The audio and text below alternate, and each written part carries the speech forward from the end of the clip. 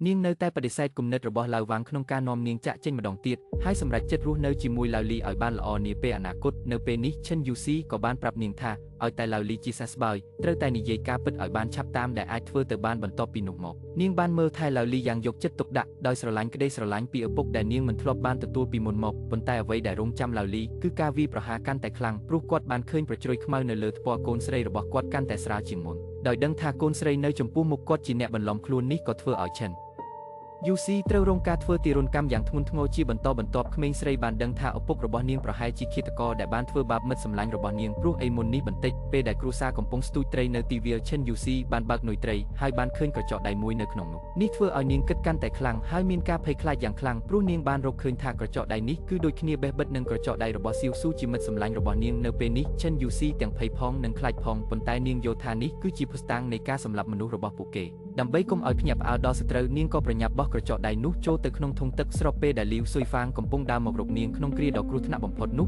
ត្រីនៅក្នុងធុងបានលេបក្រចកដៃនោះចូលទៅក្នុងពោះរបស់វាទើបមិនត្រូវបានគេរកឃើញទោះជាយ៉ាងណាក៏ដោយនៅតាមផ្លូវត្រឡប់ទៅវិញលីវស៊ុយហ្វាងបាននិយាយថានាងនឹងនាំស៊ីវជ័រជិះឡានក្រុងត្រឡប់ទៅវិញហើយឲ្យប្តីរបស់នាងនិងឈិនយូស៊ីជិះកង់ទៅផ្ទះប៉ុន្តែនៅពេលនាងទៅដល់ផ្ទះនាងស្រាប់តែដឹងថាត្រីនៅក្នុងធុងបានបាត់អស់ហើយនាងក៏បានសួរនាំយ៉ាងប្រញាប់ប្រញាល់លីវស៊ុយហ្វាងបាននិយាយថាត្រីច្រើនយ៉ាងនេះហូបមិនអស់ទេក៏ឲ្យស៊ីវជ័រយកទៅចែកជូនអ្នកជិតខាងអស់ទៅប៉ុន្តែភ្លាមបន្ទាប់ពីឈិនយូស៊ីដែលចេញទៅលីវស៊ុយហ្វាងក៏បានយកត្រីដែលលាក់នៅក្នុងផ្ទះបាយចេញមកឃើញហើយមែនទេឃើញស្អីទៅឯងថាតើគាត់ឃើញស្អីទៅតាមពិតទៅចាប់តាំងពីពាក្យចាមអារាមរវាងលីវស៊ុយហ្វាងនិងឡាវវ៉ាងបានផ្ទុះឡើងយ៉ាងខ្លាំងឡាវលីតែងតែបារម្ភថាប្រពន្ធរបស់គាត់នឹងបោះបង់គាត់ចោលដោយនាំសៀវជ័រចាក់ចេញទៅជាមួយឡាវវ៉ាងដូច្នេះហើយនៅពេលស្ទូចត្រីគាត់ចង់ប្រើក្រចកដៃរបស់សៀវស៊ូនៅក្នុងនុយត្រីដើម្បីគំរាមលីវស៊ុយហ្វាងហើយឲ្យឈិនយូស៊ីហុចវាទៅឲ្យនាងប៉ុន្តែមិននឹកស្មានថាឈិនយូស៊ីយកច្រឡំប្រអប់នុយត្រីនោះទេក៏បានឃើញក្រចកដៃនោះដោយចៃដន្យបំផុតតើឯងកំពុងនិយាយពីអ្វីហ្នឹងនាងមិនមែនជាកូនស្រីទេនាងមិនមែនជាលីវិនវិនទេខ្ញុំដឹងប៉ុន្តែខ្ញុំទទួលស្គាល់នាងហើយបើនាងមិននិយាយទេខ្ញុំនឹងចាត់ទុកនាងជាវិនវិនឯងមើលមិនដឹងទេអី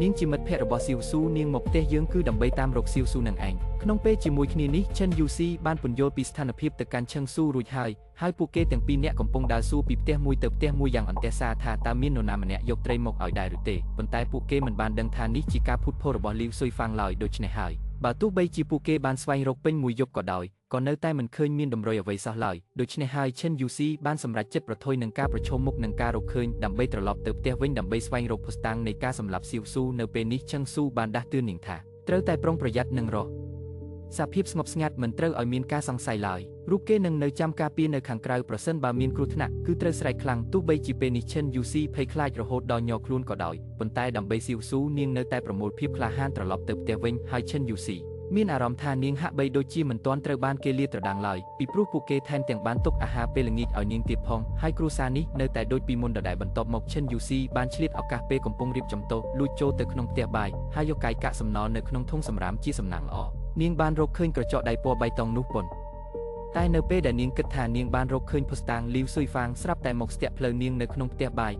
ហើយបង្ខំឲ្យនាងប្រគល់របស់នៅក្នុងដៃឲ្យខ្លួនក្នុងគ្រាដ៏គ្រោះថ្នាក់បំផុតនោះគឺនាងជាអ្នកសម្លាប់សៀវស៊ូគឺនាងជាអ្នកសម្លាប់សៀវស៊ូនេះជាក្រចកដៃរបស់សៀវស៊ូគឺពួកគេជាអ្នកសម្លាប់សៀវស៊ូតើនេះជារបស់នរណាក្រចកដៃនេះជារបស់ខ្ញុំនៅពេលនេះលីវស៊ុយហ្វាងបានដោះស្រោមដៃចេញយឺតរួចស្រាយបង់រុំរបួសនៅលើម្រាមដៃរបស់នាងដោយបង្ហាញឲ្យឃើញក្រចកដៃដែលរងរបួសគាត់បានឃើញបង់រុំរបួសនោះហើយគាត់ក៏បានឃើញក្រចកដៃនោះដែរតាមពិតទៅដើម្បីបិទបាំងការពិតស្ត្រីម្នាក់នេះបានស្វែងរកក្រចកដៃនៅក្នុងពោះត្រីភ្លាមតាំងពីដំបូងបន្ទាប់មកបោះវាចូលទៅក្នុងចង្ក្រានហ្គាសដើម្បីកំទេចភស្តុតាងហើយថែមទាំងបានលាបថ្នាំក្រចកពណ៌ដូចគ្នានឹងសៀវស៊ូទៀតផងសូម្បីតែខ្លួនឯងក៏នាងហ៊ានធ្វើបាបយ៉ាងឃោរឃៅខ្លាំងណាស់ដែរដោយប្រើកាំបិតកាប់កាត់ក្រចកដៃរបស់ខ្លួនចេញតែម្ដងមិនយូរប៉ុន្មានប៉ុស្តិ៍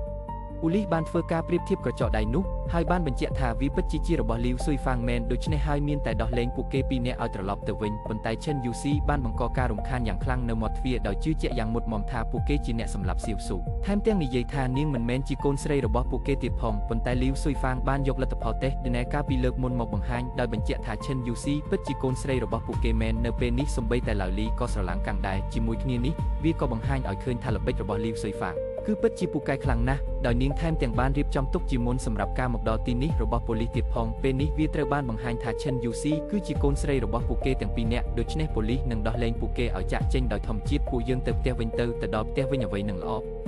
ប្រសើរឡើងវិញហើយជួយខ្ញុំផងឈឹងស៊ូ